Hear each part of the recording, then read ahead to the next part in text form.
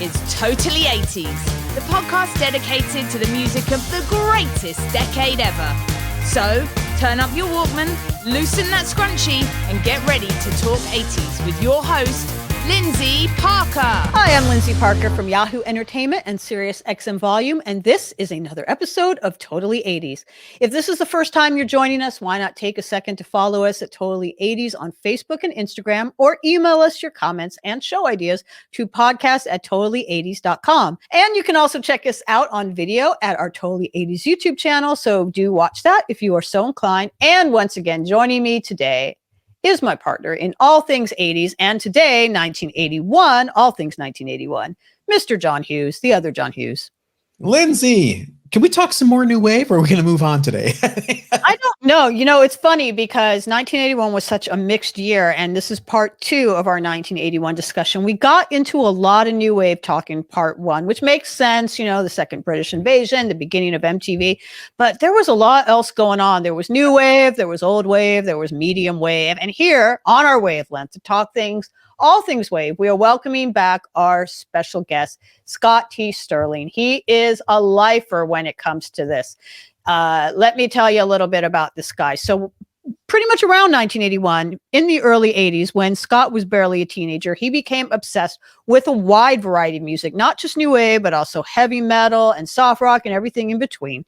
What started off as lists of songs played on the local underground radio shows developed into his illustrious career writing about music and pop culture, starting with this college paper, but he has since gone on to write for Billboard, Rolling Stone, LA Times, Spin, NPR Vibe, and of course, Totally80s.com. You can read his work on Rhino.com as well as see him every Friday on the Rhino Report across social media and on Totally80s.com. So please welcome back to the podcast, the one, the only Scott T. Sterling. Hello.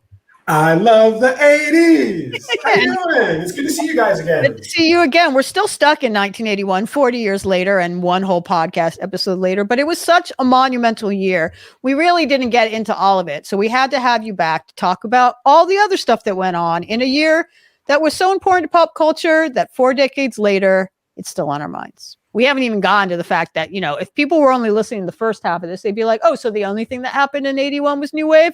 No, as you guys will soon quickly attest, as you talk about your radio listening experiences, that was only, you know, part of the story. But some of the other big debuts that came out, the very underrated Business as Usual by Men at Work came out in 1981. I get really annoyed when people think they were just a novelty act that did Down Under. I think they actually did themselves a disservice by making this song that was kind of about like, hey, we're Australian and we like Vegemite, you know, it like was a quick hit for them on MTV, but I think people sort of thought they were a gimmick act, and they were just. Colin Hay is one of my favorite singers of the 80s, and I think that record, songs like I Can See It in Your Eyes and stuff, completely stand up. Billy Idol debuted that year with his EP, and that's actually kind of funny because obviously I'm sure a lot of people listening know he came from Generation X and from this punk background, and he had that punk image, the snarl, that hair. But his first song, Hot in the City, sounds like a John Cafferty and the Beaver Brown Band song to me, or like a John Mellencamp Cougar song or something. Like that was his first solo single. Am I right? Hot in the City. It's like a bluesy bar bandy song. It's not, it doesn't even sound British. I'm looking at you like the RCA dog, because really that synthesizer line is like the hook. It's very new wavy. I don't know. Maybe it was. He was like a new wave Elvis to me on that. Yeah. He just had that very swaggery. And he just looks so good. So good. I'm just thinking of it from, I'm just putting myself back in when I first heard it on the radio without looking at the image and not having all these reference points I have now about like, oh, that's a certain kind of synthesizer. Hey, I remember thinking it was an American artist. I don't remember thinking it was a. We have to remind everybody, I thought Tom Petty sang Rebel Rebel. So, okay. You thought Tom Petty sang Rebel Rebel by David Bowie. Remember on the Bowie that is a bigger error than me possibly thinking that Billy Idol was American. Exactly. So, all right. And then the other one I want to bring up is Bow Wow Wow, because I was sort of telling the Lana Turner Schwab story and how I kind of looked at the discovery of Joanne and Susan from Human League as, you know, at their club in Sheffield as being like this great discovery story. But then there's the whole mythology of Malcolm McLaren discovering Annabella Lewin in like a dry cleaner when she was 13 and being like, okay, it was like a Johnny Bravo situation. Like, okay, can you sing? You'll fit the suit. And I was so jealous of her at the time because I wasn't much younger than her when Bow Wow Wow came out. So it was like, it seemed within my reach that if I had like an after school job that like some impresario Svengali would be like, hey, you want to replace Boy George and this cool new wave band? Although in retrospect, perhaps it's a good thing that I wasn't asked to be in a band and pose naked on a cover with a bunch of grown men on the cover of. It was so scandalous. What the hell? We were so scandalized by that whole mythology and story and imagery and could not get enough of it. It was like both terrifying and so attractive at the same time. Yeah. Because you could feel that it was like the energy was just like, what is happening in this photograph? Like, what is, and how old is she? And we were all just so like, oh my gosh. But then like you put the record on and it was so good. But that scandal definitely helped drive just our imaginations of like, these people are on a whole different plane of existence. I mean, it was scandalous at the time, but not the way, I mean, now if it happened at a time, like Malcolm McLaren would be getting arrested. The guys in Bow Wow Wow would be getting arrested. I was, a 10-year-old or whatever, as a child, thinking like, I wish I was her.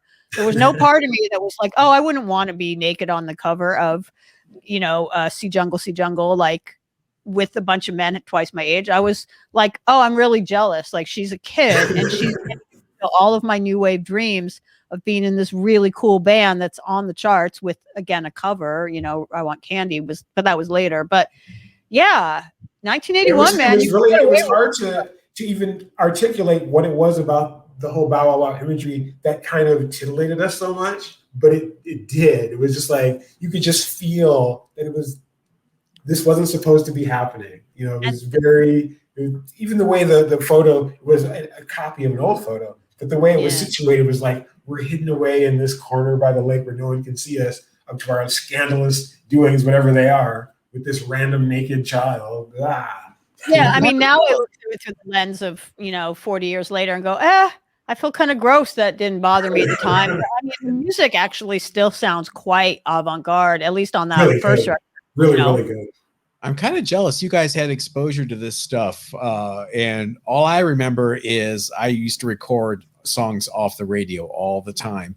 And I Want Candy was never added to any playlists of the stations I listened to as a kid, although they did do it on Smash It or Trash It. And I got it on tape because I used to always heard the Smash It or Trash It song because they were always new wave and different. They were testing them out, and boy, did it get trashed. I was about to say, did they had to have smashed it? What the hell? Was it because they were outraged by the teenage nudity, or they never came up? It was just like, oh, this is this isn't Cleveland rock. This is sissy stuff, and so yeah, it's a bummer. That I remember that getting trashed that year in 1981, and another one I remember getting trashed big time was "Ooh Baby Ooh" by the Knack, which I was super bummed because I love Round Trip, but that's a whole nother podcast. Well, the Knack was great. As I said, it wasn't all new wave in 1981, and this was actually a quite interesting exercise for me, you guys, because as I was preparing to do this, of course, as you can probably tell, I had quite copious new wave notes because that's how I remember this landmark year of the second British invasion. But then I went and looked at the charts for 1981. Not so much Duran Duran and Bow Wow Wow. So here is, I'm not going to obviously read the entire chart, but if I look at the chart for the year end of 81, the number one song was Betty Davis Eyes by King Which is Carnes. actually a new wave anthem and an incredible song, I must add. It is, but there's you could sort of say that has for my childish brain at that time, it was new wave. It was the most new wavy, synthery song I'd heard. It was just so like synthesizer and like icy and cold. And video was very new wave because it had, from what I recall, a lot of scarves and mimes and Venetian blinds in it, which were things you had to have in a video in 1981. Directed by your man Russell. Russell McKay did that. He sure did. And not for the same budget he got for Hungry Like the Wolf and Save a Prayer. They did not go to Sri Lanka for the Betty Davis Eyes video. But I think it's very much a new wave song. I think it's very holding on to the trappings, right down to that synthesized hand clap. And the fact that EMI America was able to break that single Kim Wilde, Kids in America, very new wavy song in 1981, but they couldn't break Duran Duran. And I have to wonder if it was because they were on Harvest in the US as opposed to being on EMI America proper.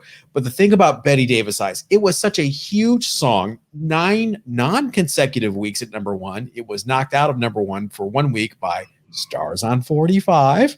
Okay, and, but just to put a pin on Betty Davis Eyes, it was so huge that a song as weird and as bizarre as Draw of the Cards was able to coast off that momentum and get to number 28. Kim Carnes' Draw of the Cards was a top 40 hit. I don't know that song. That was a deep dive. But to your okay, so maybe you could argue quite convincingly that Betty Davis Eyes was new wave, or at least new wave adjacent. But when I'm going over this list, let me just there's certain things on it that were new wave or at least new wave adjacent, like Kiss on my list by Hall & Oates. This was their new wave period, and they actually had their biggest chart year in 1981. We could do a whole podcast on Hall & Oates. And, like Rick Springfield's Jesse's Girl was actually the number 1 song in America the week that MTV debuted. And you could say that was a new wave adjacent song. But here are some songs that I'm looking at just from this list that I pulled up that you can't really make an argument that they at all were under the umbrella of new wave. Endless Love by Diana Ross and Lionel Richie was the number 2 song of the entire year, followed at number 3 by Lady by Kenny Rogers, also Pet. So Lionel Richie was having a good year. Number 4 was Just Like Starting Over by John Lennon, who obviously we were coming off of the December 1980 assassination of Lennon. In 1981, the whole country was reeling, and John Lennon had a couple of hits in the posthumous hits. Some of the other songs that are on here, I'll just randomly say that are very much showing that, as I said a while ago, 81 was a super mixed bag. I Love a Rainy Night by Eddie Rabbitt, Celebration by Kool and the Gang, 9 to 5 by Dolly Parton, Keep on Loving You by REO Speedwagon, the theme from Greatest American Hero, Morning Train, 9 to 5. Another apparently talking about 9 to 5 was important back then. A couple of Juice Newton songs, Queen of Hearts was up there. Sukiyaki by Taste of Honey, which I think along with Stars of 45 is kind of like a holdover. The disco hadn't completely died after 1979. Another Juice Newton song, Angel in the Morning. Love on the Rocks by Neil Diamond. Every Woman in the World by Air Supply. The One That You Love by Air Supply, which was the number 1 song in the country a week before MTV debuted. And I just did an interview recently with Air Supply where they say MTV never played them once, literally once. And they had several top 10 hits between 81 and 83. Guilty by Barbra Streisand and Barry Gibb. The Best of Times by Styx. Elvira by the Oak Ridge Boys. I'll stop now, but all of the songs that I just mentioned were all in the top 40 songs for the year ending of 1981. And most of the songs I just mentioned absolutely were not new wave songs. Some of them were soft rock. Some of them were sort of holdovers from disco. As I said, some of them, like the Styx song were from like the dinosaur rock that was sort of beginning to die out, that MTV was starting to phase out, but it was still very much alive. This is a very eclectic top 40. I just scanned here. And you guys have to remember, we're seeing this through our new wave lens for sure. But 2 of the biggest acts of that year, and they were just getting started, far from being extinguished by new wave. REO Speedwagon, High Infidelity was a monster. As big as Journey for a minute. Easily. Yeah, they were like right here. We haven't even talked about Journey, and one of the biggest albums of 1981 was Escape. And probably if someone was just saying to me, what do you think is the song from 1981 that's had like the longest shelf life or the longest multiple lives, it's Don't Stop Believing. Journey was the second one I was going to mention. Escape, and Jay Giles' band Freeze Frame, which Freeze Frame, you could kind of argue they took some elements from new wave. Seth, that video. If that video has paint splatters in it, it's new wave. Yeah, Freeze Frame is I love that record for a lot of different reasons, but the biggest reason is that finally this amazing American band who had been rocking their hearts out for more than 10 years across the country, they're notorious as one of the greatest live bands in the country, couldn't sell a record to save their lives, had finally sold some records. And even in Detroit Rock City, where a lot of people were not happy with the direction they went in, it was just like, you know what, man, it's cool. Hey, like those dudes have paid every due you could possibly pay. And it was so nice to see Peter Wolf and those dudes just make some money and get on MTV and have some hits. All over MTV. Don't you want to strangle the label though for not releasing Flamethrower as a single? I mean, in Detroit, Flamethrower was bigger than any of their other, bigger than Freeze Frame, bigger than Centerfold. Thank you. The Electrifying Mojo was our DJ, the greatest radio DJ of all time. We're talking beyond Wolfman Jack, which to me, that's big praise. Wow. But this guy played he played Flamethrower like it was, he would play it like 5 times in a row. Like he beat that song. You'd be driving down Gratiot, and it's like every black car, every car full of black people was pumping Mojo, and Mojo was pumping the Jay Giles band. And like, Flamethrower crossed over to black radio in Cleveland as well. You have singles from that record: Centerfold, #1; Freeze Frame, #1. All right, time for that third single. We're gonna go with Flamethrower. No, let's go with Angel in Blue. So stupid. So dumb. Did they make a video for Angel in Blue? They did. You know, I mean, it's a cool ballad. It's very dramatic. You know, but, it's kind of harking back to the Sanctuary days when Peter Wolf was still with Faye Dunaway. But it didn't really fit. It was a bad move. They should have just flipped over and the Freeze Frame single and plot Flamethrower. They could have had 3 #1s in a row. Yeah. Well, it's interesting because to use the word lens, it is, you know, the new wave lens or the regional lens. Like you have a very different idea of what Jay Giles meant to you because of Detroit and because of the DJ you just mentioned. I did think of them as a new wave band because my entry point to the Jay Giles band was MTV and probably Centerfold before. And there was this mythology that was not true, but everyone thought that one of the sexy girls in the Centerfold video was Martha Quinn because there was a girl with like short black hair. So there was that. And also like the video for Freeze Frame was so new wave looking with the paint fight and like them in the overalls and the white background. And I do remember, it's so funny how easily we could be impressed 40 years ago. The scene in the Centerfold video where they strike the drum and it turns out to be a bowl of milk just blew my freaking mind. You would have thought, I thought that was like some CGI, like, you know, Avatar movie special effects. I was like, oh, it was milk. Like I saw them as a new wave band because I was introduced to them visually and seeing them on MTV next to INXS or Duran Duran or Adam Ant. It like didn't seem, there were certain bands, I guess you could call classic rock, that MTV was playing because they just had to kind of fill up space in 1981. Like when they played an April Wine video or something, I'd be like, well, this doesn't fit. But when they played Jay Giles band, it like I feel and we did a whole podcast, John and I, about like bands that went new wave in the 80s. And I kind of feel like at least visually Jay Giles band did because they very much embraced. And sonically. The seeds of this started with Love Stinks a year earlier with Come Back. I love that video with like the person in like with like the fish and stuff. It's like very Barnes and Barnes. REO Speedwagon though, they didn't so much embrace it, but MTV did play them. But I think besides the fact that like Journey's Don't Stop Believin', their power ballads were played at like every prom or school dance in the 80s. The Last American Virgin, which is the best teen sex movie of the 80s because it's realistic with its plot. The only one that told the truth. Spoil the end, but it has a truthful end. The only one that tells the truth.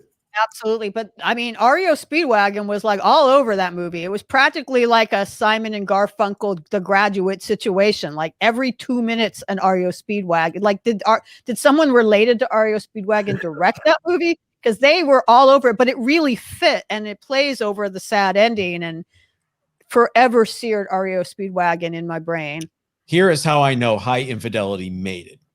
When it became a topic of discussion for an entire Sunday school class with our youth pastor about how evil this album High Infidelity was because the cover shows a prostitute finishing up with one of her Johns. Getting dressed. That went over my head. No, this is just a great example of how people see things that are not there.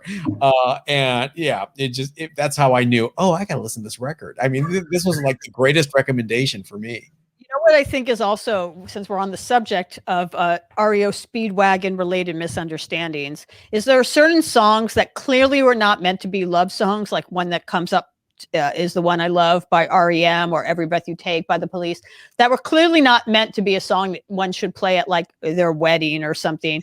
And Keep On Loving You is a song, I've talked to Kevin Cronin about this in an interview, that like a lot of people would be like, oh, that's our song. And you'd be like, really? The song I wrote about my wife cheating on me and how everyone is gossiping about you? All right.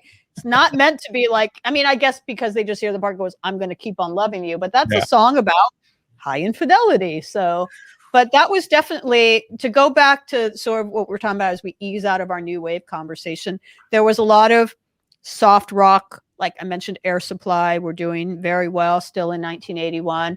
We, you know, REO Speedwagon, I wouldn't call them soft rock, but they had a lot of like soft ballads and stuff. But let's not forget about the Grammy History that was made in 1981. History that was a record that was unbroken until Billie Eilish came along last year. For the first time, and for 39 years, the only time that someone won what they call in the Grammy world, the Big Four, which is album and record and song of the year and best new artist, was someone I interviewed recently about this milestone. Christopher Cross. You could have been bigger than Christopher Cross in 1981. He, like I said, made Grammy history. It was a record that no one, not even like Amy Winehouse or Adele or whatever, could tie until Billie Eilish came along 39 years later. He had a really big year. The Arthur music theme also came out that year, which he later won an Oscar for. We have to remember that Christopher Cross is halfway to an EGOT. And actually he's kind of 2.5, because he was nominated for an Emmy as well for his Growing Pains theme. So he's Grammy winning, Oscar winning, Emmy nominated. And in, you know, February 81, when his self-titled debut album won Album of the Year, he won over Frank Sinatra, Barry Gibb and Barbra Streisand, Billy Joel's Glass Houses, and The Wall by Pink Floyd. Okay? That's how big he was. He tells a couple of great stories. One is about how he was next to Barbra Streisand backstage when they were announcing that award, and she thought for sure she won it, and he won it. He's like, yeah, I don't think that she liked me very much after that. And he's got a really great story about meeting David Gilmour. And he's like a big fan because, as we all know, Christopher Cross is a total Austin guitar god. Mm-hmm. He meets David Gilmour. The first thing Gilmour says is like, I'll never get over you beating me for that damn Grammy. But he was saying it in joke, Jess. He was saying it, he was definitely joking. But Christopher Cross was like, you know, still, it's like my hero. And like, that's how he remembers me. He told me a story when I interviewed him for the anniversary of his win for Yahoo. He told me a story that I thought was kind of nice. So as I mentioned, Glass Houses was also nominated. And Billy Joel at that point by 81 was, you know, he was still one of the younger nominees on that list, but he was established. And he was a very respected singer-songwriter, which is Christopher Cross's wheelhouse as well, even though some people forget that. And when Christopher Cross won, he said, yeah, there was this ripple effect in the audience of people being kind of surprised or being like, who is this young kid who just is winning all the awards and is beating out all these, you know, like established legends. And he said that when he came out, Billy Joel stood up to clap, like gave him a standing ovation, stood up. He was in the front row. And when, you know, he did that, like everybody else in the audience was like, well, I guess we should, you know, Billy Joel is standing up, being gracious. We should probably all stand up. And he got a standing ovation. It was because of Billy Joel. That's very cool. This was the beginning of 81. 6 months later, of course, MTV came out. But I don't think we should completely blame MTV or not, maybe blame's not the right word, but credit MTV with everything, because, you know, I might have a different, I got MTV pretty early and I may have a skewed idea about how many people exactly were really watching MTV in 81. I think it took maybe to a year or two before MTV was like in everybody's homes and became as influential as it was. But, you know, the writing was on the wall, so to speak. And, you know, Christopher Cross and some other soft rock artists like Air Supply, maybe even like REO Speedwagon to a degree, they weren't really going to get on board with the music video thing. But it's, you know, just to think about in 1981, you had Christopher Cross winning all the awards, but you also had, you know, Depeche Mode and Bow Wow Wow coming out with albums. What a year. It's crazy because you think about what you just mentioned, Air Supply, Christopher Cross, Barbra Streisand. That's an entire genre of music that is gone. Yeah. It's gone. No one does adult pop. I mean, where's adult contemporary today? Where is that? You could argue Adele, I suppose, or something like that. But I mean, just that unashamed to be corny, I don't even know if corny's the word, unashamed to just show the emotion in the lyrics and to do a song like Sailing. We laugh and we snicker at it now, but adults think about sailing, Well, yacht rock did come back. I actually saw Christopher Cross, Kenny Loggins, and Michael McDonald all play at the Hollywood Bowl a couple of years ago, and they didn't bill it as a yacht rock show. Like, it wasn't called yacht rock on the marquee of the Hollywood Bowl, but people got the memo anyway because everyone was showing up in sailor hats.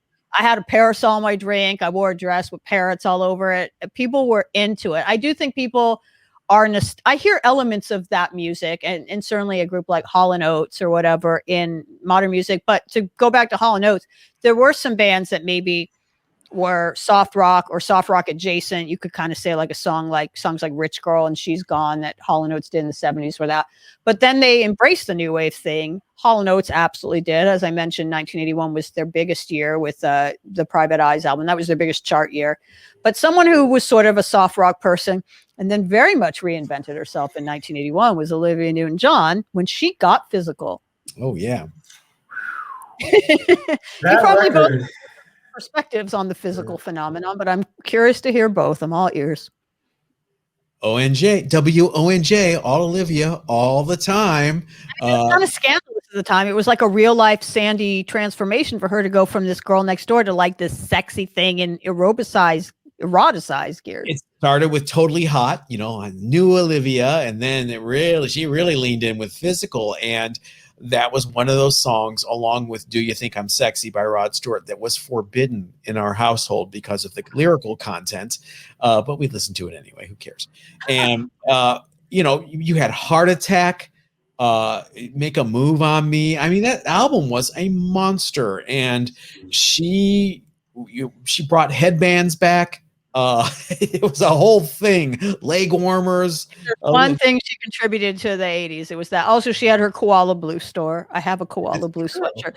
But the whole sexiness of it, and of course, a big thing that started in the 80s, it kind of continued and probably peaked with Flashdance. But the whole and of course, the movie Perfect. But the aerobics craze, the fitness craze, everyone now wears like athleisure, they call it now. Beyonce has a whole empire with Ivy Park. But the idea of wearing workout clothes when you had no intention of working out, you just wanted to look fashionable to go to the grocery store.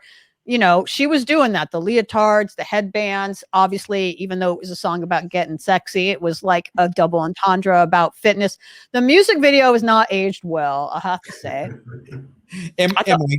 Am I going to Jazzercise or am I going to meet people at Chi-Chi's for margaritas? You decide. The music video, though, manages to fat shame and make a joke about gay men in the same 3 minutes. And yet no one was offended by 13-year-old Annabella Lewin naked on an album cover in 1981. No, I don't remember people. I'm sure there were people, particularly people who were heavy or gay, being offended by the physical video, but I do not remember a public outrage at the time over this video. As a gay guy, I was thrilled. They're gay. They all like sexy, pit crew guys at the end. I can't show that I'm excited, but I am really. And it was funny because just of the major image changes that were happening in the 80s with these old guard 70s artists, she had one of the most extreme ones that was successful. I think Grease and Sandy really definitely helped because that put her in a different light to people. Like, ooh, she compromises all her principles and changes everything that she is. She can get the guy. Great message for today. I'm sure the Go-Go's approved. Yeah, I hate that movie. It's all about Grease too for me. But anyway. But you have other bands that tried it and just did not succeed. ABBA, The Visitors, is a very new wave album. I want to end with ABBA because we've spent a lot of time throughout this podcast talking about doors opening. Soft Cell and the Human League opening doors, auspicious debuts by the Go-Go's and Depeche Mode and Duran Duran and Spandau Ballet and Men at Work and whoever else. But in 1981, when some doors opened, others closed. It's sad. And the final album by ABBA was in 1981. And I know you're a big ABBA fan. I assume, Scott, you are as well. And I'm very curious to get your thoughts because they ended it here, but they ended it I think they should have left the door open, because with a very different sounding record that I think could have led them down some interesting paths if they continued in the 80s. So let's talk about the Visitors. I'm going to leave it to you guys because especially John, since you brought it up, and I think it's a great way to bookend this conversation. I agree. I think they should have held on for at least one more record and tried to see how they would fit in, because they were definitely going down the right path. And Human League, which we started with, is a great way to contrast this. Human League took everything ABBA did and brought it to 1981. Two female singers, super pop melodies. They were unabashedly pop. They didn't hide the fact that they were pop and trying to get hits. And Human League kind of, I think, was very influenced by ABBA, but ABBA was very influenced by the Human League in 1981. The Visitors, huge dance hit everywhere. It never charted anywhere successfully, except in the US. It got to the mid 50s or 60s or so, but it was a huge dance hit. And it was crazy that ABBA would have a dance hit in 1981. And other things in the album are traditionally ABBA. One of Us, is an ABBA ballad, but you had really adventurous things as well. Past that, they had Under Attack, which was a very new wavy synthy song, which, like I said, it's The Day Before You Came, probably their greatest song ever, is their final single. Blamage takes it all. Oh, Blamage covered? Blamage covered The Day Before You Came the same year. They liked it so much. Blamage had a hit with it. ABBA did not. I was unaware. Oh my God, that's amazing. So and The Winner Takes It All, I think, was like their biggest chart hit. I believe that was a huge chart hit. That came from the album before, though. Visitors had a When All Is Said and Done. I did look at the chart, though, the one that I was reading off of, and The Winner Takes It All was one of the top songs of 1981. So that theme was carrying over. Yeah, When All Is Said and Done was the U.S. single from that record, and it did get in the 20s. But it was the most traditional ABBA sounding song on that record, so it's not a surprise that was the single here. But again, one of those things that, besides that single, didn't resonate, didn't connect with people. I had to special order the album in order to get it. Cleveland radio wasn't going anywhere near ABBA at this point. I was drawing ABBA logos on my notebook and being made fun of at school. I feel like I've always looked at the Visitors as being ABBA's, their Rumors or whatever. It's a breakup album. It's a great breakup album. But do you guys think that because they kind of famously were known for very happy songs, and they were famously known as being two married couples, that the fact that they were going down this darker path with breakup songs that were autobiographical, or at least semi-autobiographical, that their fans just didn't want that from them? That's the prevailing thought, is that this is their personal album about their relationships. Benny and Bjorn will tell you absolutely not. The only song that is based on their personal breakups is When All Is Said and Done, which is like, hey, we had a good ride, mwah, see you later, good life. The rest are fiction. They claim are fictional characters breaking up, and doesn't really reflect the band. But God, let's do anything in Detroit. Zero. Yeah. Were you a fan? I love early ABBA. It was kind of around, like songs like Dancing Queen to me are very foundational in terms of what I love in music in general, from the lyrics to the vibe of it, the swirliness of it, the beat. I love early ABBA. By 81, it's as if they'd already broken up. Yeah. When I think back to I remember hearing The Visitors and being like, whoa, what is this song? And it was like, this is the new single from ABBA, and being like, you could have knocked me over with a feather. I couldn't believe that this really cool song was by ABBA. And I was just like, oh, that's cool. They're still and it seemed like they were just still kind of kicking. And I never really thought about it after that. And it was like, oh yeah, they don't exist anymore. Oh. It does kind of represent the end of the 70s. And here we are in the 80s. And, got to move aside and let those new kids in the Human League take over. Absolutely. So how do we want to sum up 1981? It was a very mixed bag. Obviously, we had a slew of British invasion new wave acts taking over MTV. We had, a lot of kind of holdovers from disco, from soft rock. We had the classic rock still kicking. We didn't even mention that I believe Motley Crue put out their debut album in 81. So like the beginnings of hair metal were starting with Too Fast for Love. Like Super Freak by Rick James for Don't Stop Believing by Journey. We Got the Beat. It was very all over the map, but it seems like there was something in the water. What's like the through line, if you guys can sum it up, about what was happening in 1981? There's a reason why we devoted such a long conversation to it 40 years later. It's because it was a really important game-changing year. I think there was a signal being sent to the old rock establishment that was best summed up by Kim Wilde in Kids in America. New York to East California, there's a new wave coming up. I warn you. Well, you know what? In 1981, apparently people didn't know their geography well, because two of the biggest songs referenced East California, South Detroit. South Detroit, exactly. California or South Detroit. I'm sure, Scott, you can say no. There's no such thing as South Detroit, right? No, right? Yes and no. Yes. No one says that. No one says I'm headed out to South. No one says it. No one says it. But the reality is, if you look at a map of Detroit, there is a South Side. It exists. You don't call it a thing or any. I mean, people will say that Windsor is South Detroit. But no one will say, "Oh, I'm from South Detroit." Just as I will visit someone who grew up in Southern California.